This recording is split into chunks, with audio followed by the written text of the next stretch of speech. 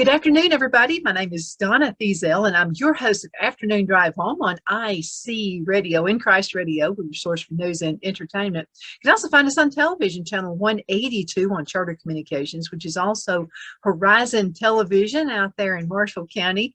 And you can also find us on Abundant TV, which is worldwide. We're found on Roku, Apple TV, and Amazon Fire. And I didn't tell Shalon, but we're also in Australia now.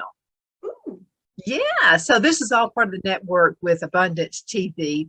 And I tell you, the more research I'm doing about Australia, I'd like to go out there and take a little visit. Spiders are really big. I don't know that I can make it.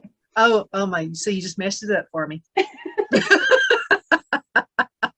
Yeah, they're big enough here on the farm, so I can just about imagine.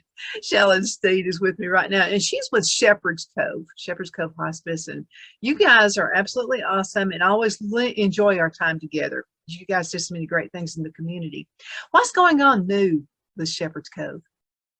Well, I would say new. We are, gearing up for our holiday fundraising season, as well as just really trying to make sure that we are loving on our patients and families as much as we can in this holiday season. We have just worked with United Way of Marshall County to do their Day of Caring, and had a lovely project done here in the Albertville office. They had a group that redid our kids' room, so it's a little bit more friendly. So if kids are coming to visit grandparents or parents that are in hospice, they can actually utilize the rooms. There are like a Barbie dream house and some other stuff. They did some great painting on the wall. I mean, it's beautiful in there, and it makes you really want to go in there and enjoy it. They've got some video games and some other stuff that I think the kids that visit will really love. And then we've had a lot of other things done around here. So we're just kind of sprucing up here for getting ready for the holiday season. We're gearing into Lights of Love, which will be December 13th this year, which is our annual memorial event that we have every year. So it'll be, I think, 4 to 6:30 on December 13th, which is a Tuesday. Information about that will be out in the next couple of weeks. And so, yeah, we're settling in for the holidays. Yeah, absolutely. And the holidays are an awesome time of the year. And I know when my grandparents passed away, my grandmother passed away, she loved Christmas, both my grandmothers. And so it's always such a special event. And when I plan something for Christmas, I always think about what would mama or grandmother do in this event? So it's always a great event for great memories. Yes, our Lights of Love event is just so personal, and just honestly, it's something you have to experience. We'll have a luminary garden in our front lawn when everybody pulls up, where we're lighting, I think, 500 or so luminaries to recognize the patients that have passed with us over the last year. We will have, hot chocolate and cookies. We'll have some carol singers, hopefully. We're still kind of getting some of the details together, so I think there'll be some big surprises everybody will enjoy. It's really a great time for people that have lost someone to come back and just kind of have a moment where they can reflect on what they've lost, but also see kind of the joy in the morning. You can talk about, that it's okay to have good memories and reflect on that, but it's also okay to celebrate and move forward and use the grief tools that you've learned either through bereavement counseling or anything that you've done personally to kind of walk that walk. And, you're also here with a lot of other people that are feeling exactly the same way that you feel. And it's just a wonderful night full of a lot of love. And then, while they're there, we've also got a virtual tree this year, and we've done that for the last 2 years, where that you can do a digital memorial for someone. There'll be hand-painted ornaments that can be customized, and then live cedar trees, and all the pricing and all of that will be available soon. But it's just a wonderful event, and it does, in turn, raise some money for our care that we're able to give here. Absolutely. I wanted to mention something else too, and this is the thrift store, Shepherd's Cove, and I love to go there. I mean, this is like one of my, I love to shop when it comes to Shepherd's Cove's thrift shop, but I wanted to mention this. I walked in, I think it was Friday, Phil and I were there, and so the Christmas shop is open. Yes. I'm excited. It is, I always say the holiday shop, when it opens that Wednesday morning, it's a mix of like the Price is Right, supermarket sweep, and the running of the bulls. Doors Running open of the at 9 bulls. a.m. That's perfect. Running of the bulls. And I'm one of them because I want to shop too. But those doors open and the floor starts shaking with all the buggies and shoppers coming in to find their goodies. I lucked out this year. I got a great wreath and some decor. Got a Christmas tree skirt and some like porch, like standees or whatever for our porch this year for decor. It had some really great stuff, and we're continuing to replenish that. So a lot of people think it's just that couple of days. We're open throughout the month of November. Right. And so as they get new Christmas stuff, more stuff will come in. They'll restock. They've already restocked, I think, a couple of times at this point. If you have old Christmas stuff, please donate. If you want new Christmas stuff, come shop with great prices on everything. I bought a ton of stuff, and I think I spent $20. So, like bags full of stuff. yes. Oh, and I wanted to mention this. I love to read, and there's something about having a book to read out of, turning the pages. And I know it sounds like old-fashioned or whatever, but I think a lot of people are like me. They like a book, they can turn a page. You guys have the books down for like 25 cents. Yeah, they're very inexpensive. I don't remember the exact cost, but I think sometimes they're getting from 25 to 50 cents. Yeah. Mm-hmm. Yeah, and I'll tell you something. My son is a scholar, and he goes to seminary, and so I have seen some seminary books there that would normally cost 50 to 80 bucks. I mean, you never know what you're going to find in a book. Yeah, we always have some great deals. I think right now too, like there are a ton of picture frames and artwork and stuff that's I think half off even just their regular pricing. So you definitely want to check it out, especially if you're in the mood for like a DIY or something coming up. We just got a new house, so I've been trying to find little things to decorate with, and it's so expensive. So having that resource of the thrift shop's been great to go over there and sneak around and see what good treasures are over there. My husband just bought a record player, and so we've been digging through. I went the other day and was digging through all the records that they had there. They have some cool stuff there too. So lots of VHS tapes. I know some people are like, oh my gosh, VHS, but I was surprised at how many people still have VHS players, and they have a ton of those there, DVDs, some really great clothes in there right now. And of course, furniture. Furniture is always a great resource for us. We love getting it, but it just fills up and looks so good in our store, and it sells really well. So if you ever have furniture to donate, please send it. And if you ever want to buy it, there's always a great piece of solid wood furniture there. I bought a kitchen table there not long ago, and some other things, and some really cute bamboo chairs, some just really cool stuff. So if you're into grand millennial or like coastal grandma right now, those trends that are going, it is all over our thrift shop. So this is the time to come. Brass and golds and just really cool stuff. If you're a do-it-yourselfer, you'll find all kinds of great things. I've seen some old doors. I'm talking about like good old doors, the kinds that are solid that you could stick a nail in it and hang anything you want to on it. I mean, it was like, and so Phil found a door, and he actually made a table for me in my studio with this old solid door. So, I mean, use your imagination. You can make it go wild. Now, how are folks actually helping? I know you have fun shopping, and I do too. But how are you actually helping Shepherd's Cove when you shop at the thrift store? So some people don't know this, but our thrift shop is actually an arm of our foundation. So any dollar that you spend at the thrift store is coming directly back into Shepherd's Cove. So whether it's with patient care or programming cost or Last Wish funding, volunteer support, there's so many different ways that money comes back into our office to be able to utilize and goes straight back into our patients in the community and their families. So we have, our Last Wish program. We've been working on Last Wish for somebody here recently that we're working on. And so we try to make sure that we can either find a partner or have funding for those when we do those things.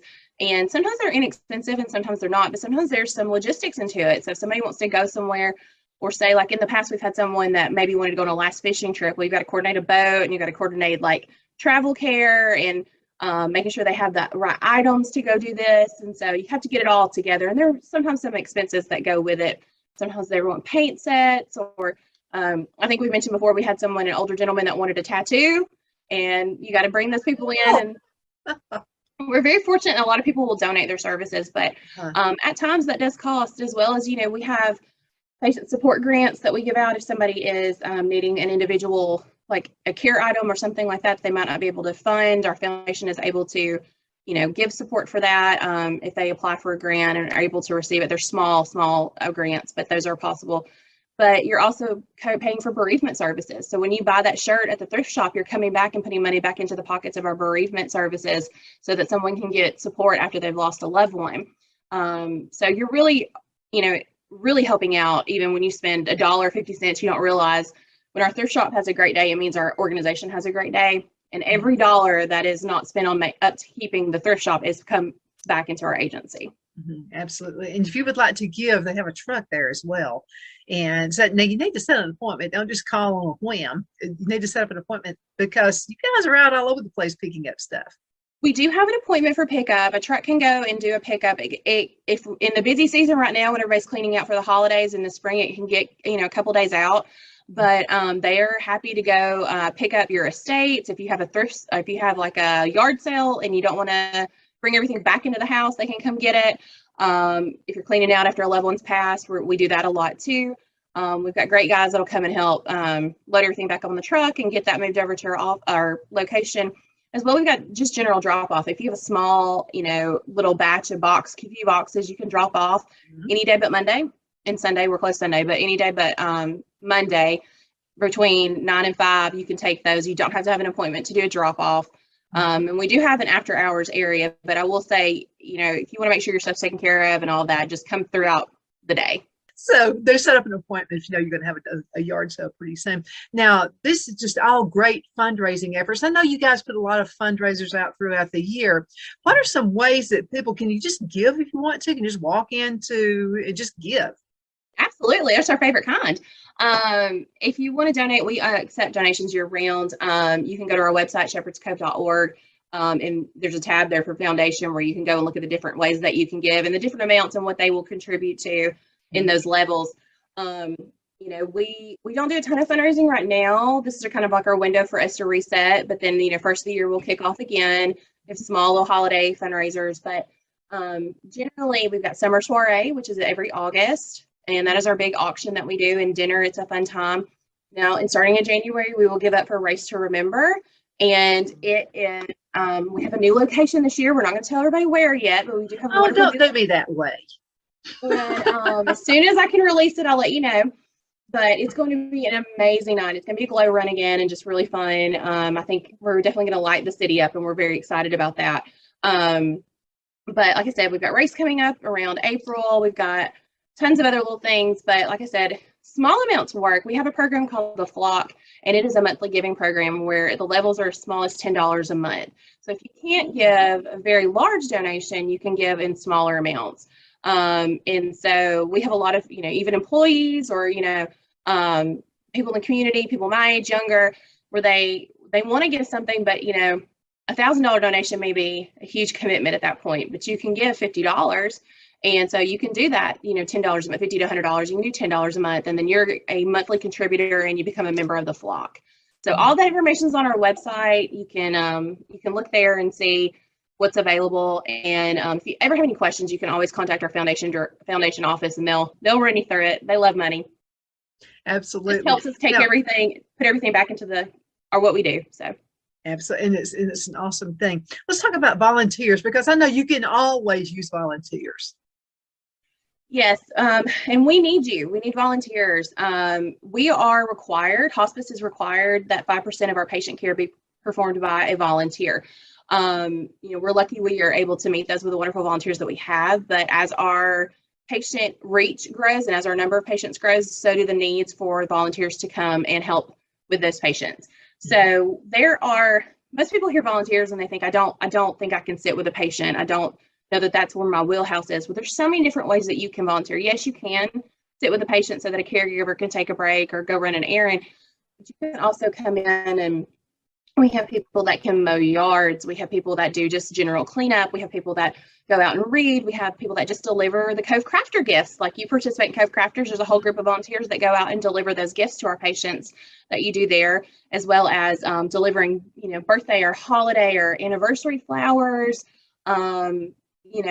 help plan celebrations. If you're somebody that wants to help celebrate, plan a 100th birthday party, we can use you there. But we also really need clerical volunteers.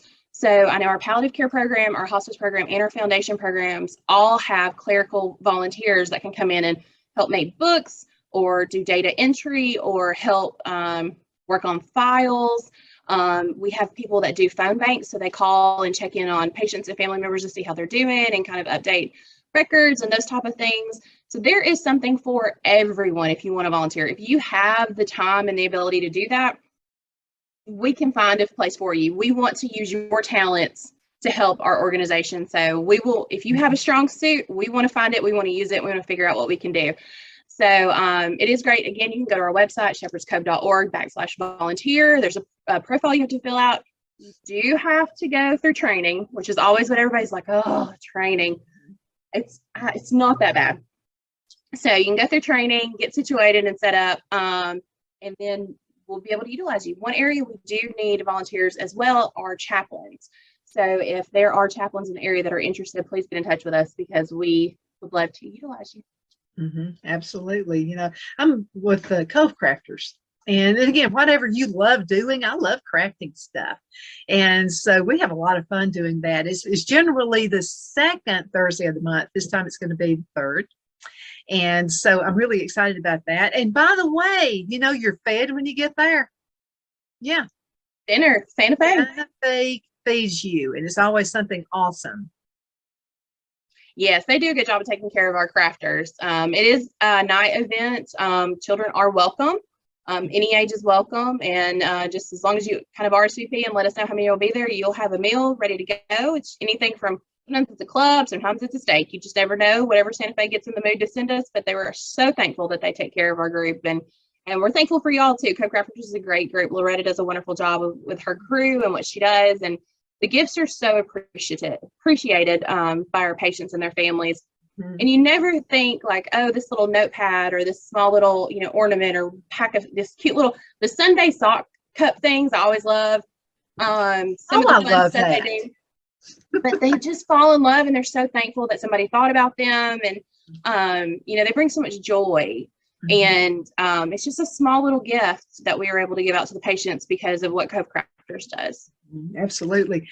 Things like this, you know, this is a little book, and think about the treasure that, you know, someone is at the end of life and they take little notes and they put it in here. I would think the family members would be fighting over that book.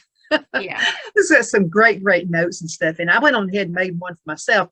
And I used this one for my gardening.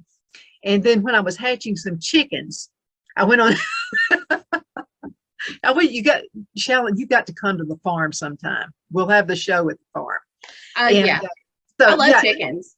oh my goodness. I especially love the eggs. Those are really good. But yeah, these little books are just really neat. And you can learn all kinds of things. And like you just mentioned, Loretta, man, she's talented. And when you were talking about the socks, she said, we're gonna make Sundays. And I said, we're gonna what? And she said, we're gonna make Sundays. And I said, how are we gonna give those to patients? And she said, you'll see, trust me, out of socks. And it really looked like an ice cream sundae. I mean, it's just, they're so cute and simple. Like our gifts are, anybody can do these crafts. You don't have to be, you know, a big DIYer or anything. And you don't have to come consistently if it's something that you just want to kind of do. We have a couple of volunteers that'll come a couple times a year with their kids. They've got young daughters that are, you know, 8, 9, 10, 11. And so they'll rope them up and they'll go do, they're kind of a mommy daughter night out, and they go to Cove Crafters and they get to give back, but they also get to spend time together. And I think that's a great thing, you know, teaching volunteerism at a young age, but also showing that, you know, what you do doesn't have to be super fussy or whatever. We can show love and we can show care in very small, intimate ways, and it really can make a huge impact. Absolutely. You know, you had also mentioned Last Wishes, and you guys have actually been like very successful at bringing families back together. We have amazing social workers. We've got amazing staff. All of our team is great, but we've got fantastic social workers that work really hard to really mend fences if that's a wish of somebody that's going on. We have had social workers that have tried to work with, you know, different countries to try to get somebody here to say goodbye. We've been able to, you know, they've been able to mend these relationships sometimes just in the nick of time. We have had social workers that have planned weddings for grandchildren and children, you know, in quick days. I think 2 to 3 days, we're able to get the wedding put together so that the grandmother could see her, you know, grandchildren get married. I mean, it's just phenomenal to think of what people can do when they put their minds to it. And if it is attainable by our staff, they are going to do everything within their power to make sure that that patient and that family have what they need in order to make sure this last kind of wish is fulfilled. And sometimes they're simple. Sometimes these last wishes are so simple. Somebody just wants to paint, or and I say unfortunately because sometimes it's very emotional what we do, but we take care of everyone, birth to 100, 150, however long that you're graced to be with us. And so we've had princess parties before, princess birthday parties before, and we've had last Easter egg hunts, and we've had, holiday parties and anniversary parties and birthday parties. 100th birthday parties are great because they're celebrations. Even though somebody's in hospice, they're so excited, you made it. And those are fun to be a part of. But our social workers they go to whatever length that they can in order to make sure that our patients and families are taken care of. Not even in last wishes, just even with social services that are available that the patient and family may not know about or may have had difficulties, they will help them try to get those programs, started and ready to go, help with paperwork, help with, navigating those channels, which can be very difficult. And they can be very difficult when somebody is sick and doesn't necessarily have the time and resource or energy to really dive into that. And they may be missing out on a resource that could be very beneficial to them. So we're so thankful for the team that we have, because if it was not for our nurses and our social workers and our aides, none of us would be here. But the care just wouldn't be there if those care partners weren't part of our team. So we're very fortunate to have amazing people on this bus with us to help people navigate that end of life journey. I wanted to ask you a question too, and this is about, are there age restrictions? The reason I'm asking is someone could be in high school right now thinking they might get into the medical field, but could they volunteer just to see if that's something they would like to do?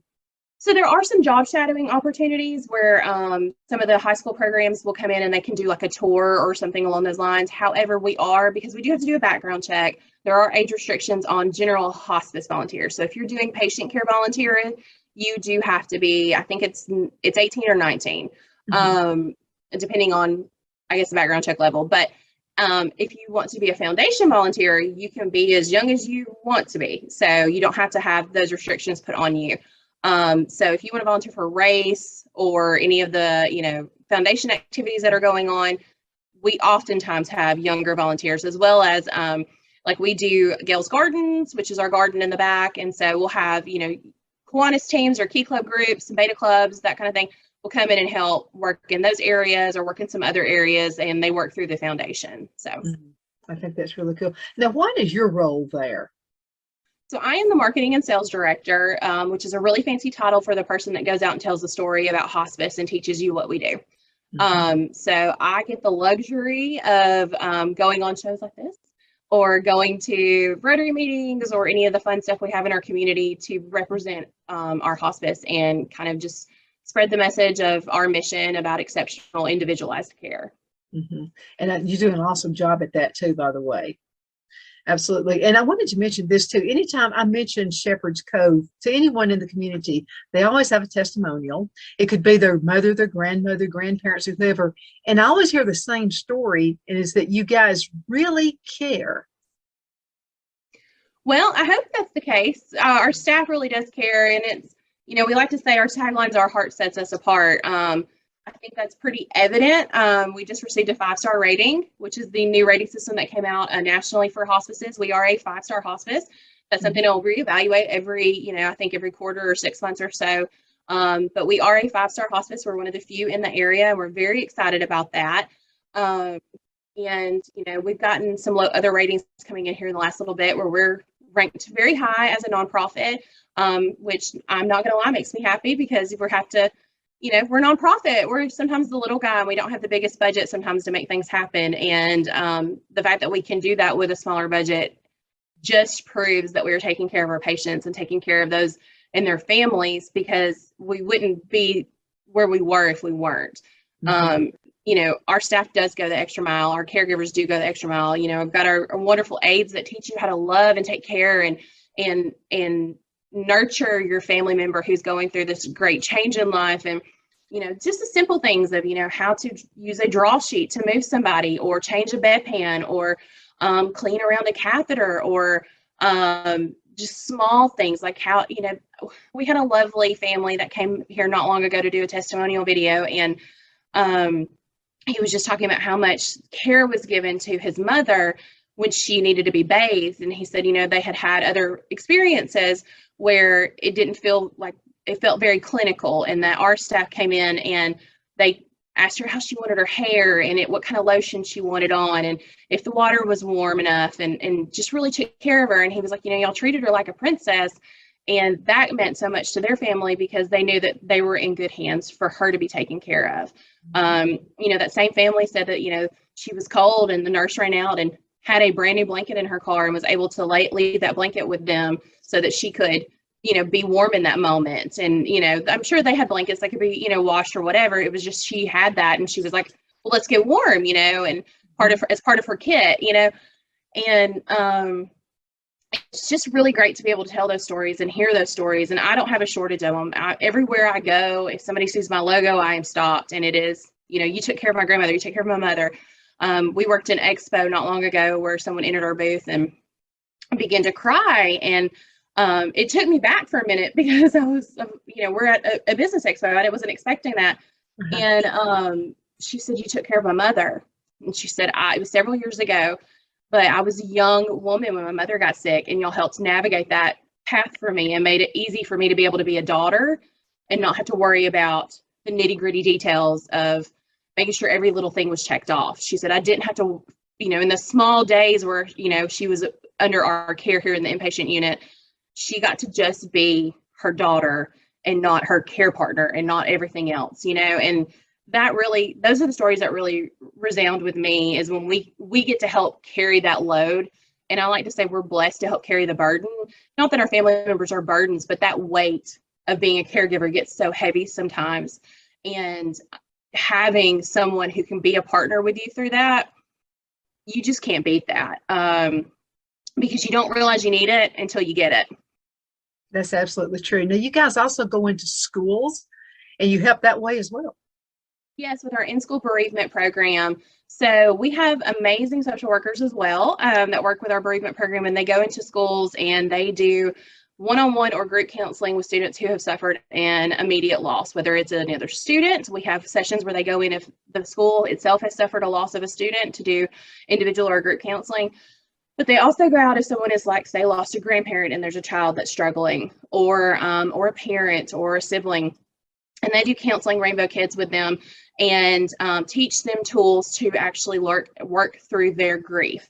One of the greatest things about that is the kids that are attending that tend to go to our Camp Hope program. We just had our in-school Camp Hope program. We do Family Camp Hope in May, where families can come in and experience Camp Hope, which is a one-day camp. But we just had our in-school program, which was, again, it was 2 days, 2 days of different schools coming in. So we had a day with, like, younger students and a day with older students. They were able to meet with a couple of motivational speakers, our older students, to talk about how to overcome things.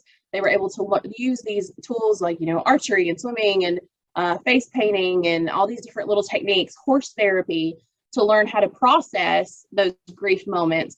And I think we had just over like 250 students here this past time. Wow. And the Family Camp Hope, I think, was, well over 100, students. So they're very well attended and they're great programs, but it's just the tip of the iceberg of what we can do. That's just what everybody sees. The one-on-one and group work that they're able to do with these students, it's life-changing, because if you suffer a trauma at a young age and you're not taught the tools in order to grow and develop and learn that grief is healthy, we know the things that could happen in the tail end if you don't have that support system. And so being able to be taught, like, how to work through grief and what's normal, what's natural, and what you may come up and what may not come up, and how to use tools to, have to get through those things. It's really amazing and it's really beneficial, and we're so thankful. And it's a free service. We do not charge for that. Our grief and our bereavement support is completely free through things like grants and through the thrift shop and through our foundation. So that's a service and you don't have to be served by us in order to utilize that service. So if you did not have a family member that passed with Shepherd's Cove, that doesn't matter. You can still utilize our support programs and our group therapy for adults, as well as individual therapy for adults and with children. So we're going to have to call it a day. Man, did time fly by. Thank you, Shalon, for being on the show. Definitely appreciate you and everybody there at Shepherd's Cove.